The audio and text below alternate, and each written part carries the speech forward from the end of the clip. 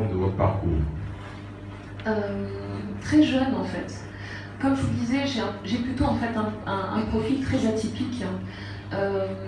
Je me suis cherchée pendant longtemps. Voilà. J'ai fait des études très différentes. J'ai commencé par des études de biologie. J'ai été frustrée. Ensuite, j'ai fait une école d'infirmière pour être indépendante. Donc, j'ai un diplôme d'état d'infirmière. Ça m'a permis de créer 2 cabinets de soins. Voilà, et donc d'entreprendre dans la santé. J'ai continué avec des études de sophrologie, avec des études de coaching. J'ai ensuite fait une école de commerce, voilà, pour booster mes compétences et mes capacités. Mais l'accompagnement de l'individu, en fait, ça a toujours été aussi dans mon ADN. Je crois que voir quelqu'un en souffrance, ou voir quelqu'un qui avait besoin de grandir, de se développer, je l'ai depuis toute petite. Et effectivement, entreprendre semblait pour moi le bon canal, parce que ça me permettait de toucher plusieurs personnes et donc d'avoir plus d'impact. Parce que mon objectif en tant que coach et en tant qu'entrepreneur, c'est de transformer la vie de millions de personnes. Voilà, je suis très ambitieuse. Et de créer effectivement des formats qui me permettront d'accompagner ces individus, d'accompagner des équipes, d'accompagner des organisations. Et c'est ce que fait Smart Metrics. D'accord, donc on va écouter l'expérience peut-être d'Emmanuel, le besoin d'aider les autres entrepreneurs. Alors moi, c'est pas le même parcours, mais on m'a présenté tout à l'heure, et j'en suis très heureux et très fier d'ailleurs, comme quelqu'un qui était un acteur du sport.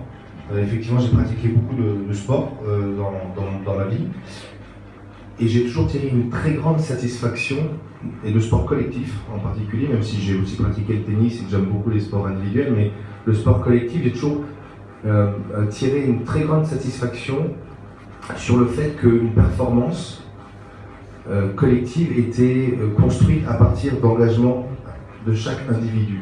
Et que donc si un individu dans une équipe, je parle de foot, je parle de rugby, je parle de basket, je parle de handball, tous ces sports collectifs, ne se sent pas accompagné et porté par l'équipe, il peut rien se passer de bien.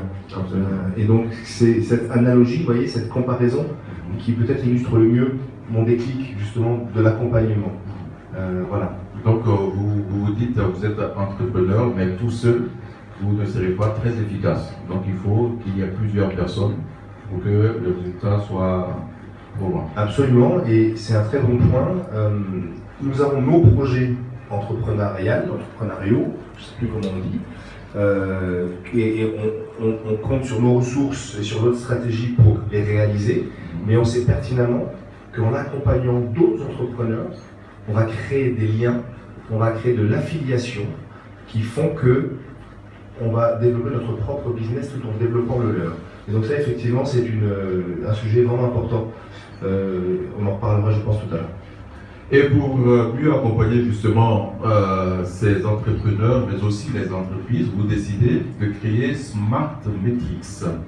Quels sont, j'allais dire, les objectifs spécifiques de Smart Metrics? Ok, ils sont en lien avec l'expérience, avec la question précédente, Sangaré.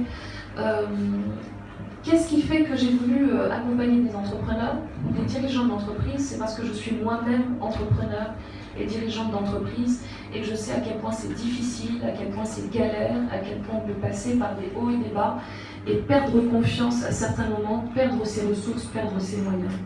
Smart Metrics, effectivement, a été créé, et il me semblait cohérent de ne pas être en mode consultance ou en mode pompier. Il me semblait cohérent de créer une organisation qui allait aussi en payant les impôts, même si je n'aime pas payer les impôts comme tout entrepreneur. Et cette annexe fiscale 2018, je le glisse, me fâche. Mais il me semblait logique de créer en fait une organisation qui allait me permettre de canaliser ma créativité, mon énergie et de créer des programmes sur mesure. Donc j'ai travaillé pour des cabinets comme Accenture, KPMG, Ernst & Young. Je suis prof dans les écoles de commerce, mais je pense que nous avons des spécificités, que nous avons tous, chacun d'entre nous, et c'est bien pour ça que vous êtes dans cette salle, un message à transmettre, un message à apporter. Et pour moi, Smart Metrics, c'était la meilleure voie pour le faire. Et donc, Smart Metrics accompagne des organisations, donc des multinationales, des PME locales, donc ivoiriennes, africaines, panafricaines, pour donc qu'elles puissent monter en performance, pour qu'elles puissent créer les conditions de l'épanouissement individuel et de l'épanouissement collectif et social. Alors, sur le terrain, qu'est-ce que vous rencontrez et qui vous motive pour continuer l'aventure Smart Metrics? J'avoue que je n'aime pas trop le terme aventure, mais je n'ai pas trouvé mieux. Qu'est-ce qui vous motive sur le terrain?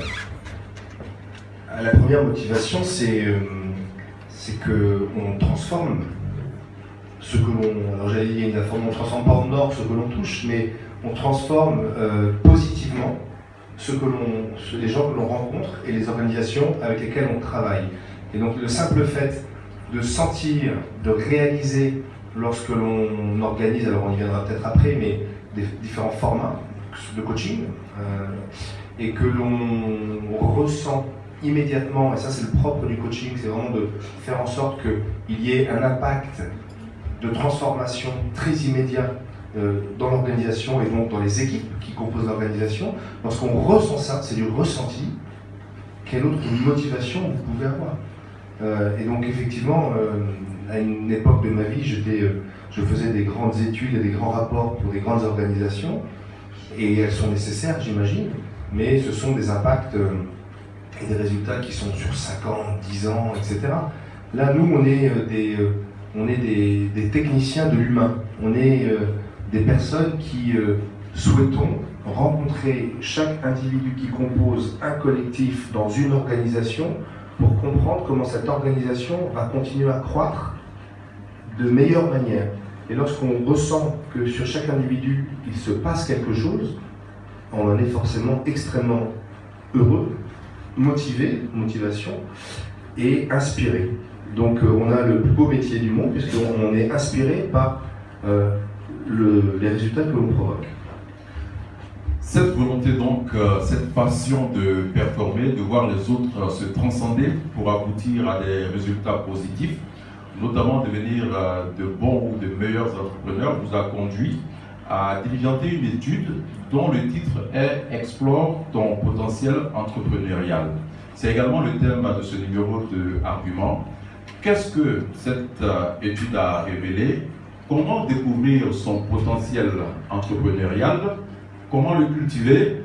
Comment en tirer profit? La réponse juste après cette respiration musicale.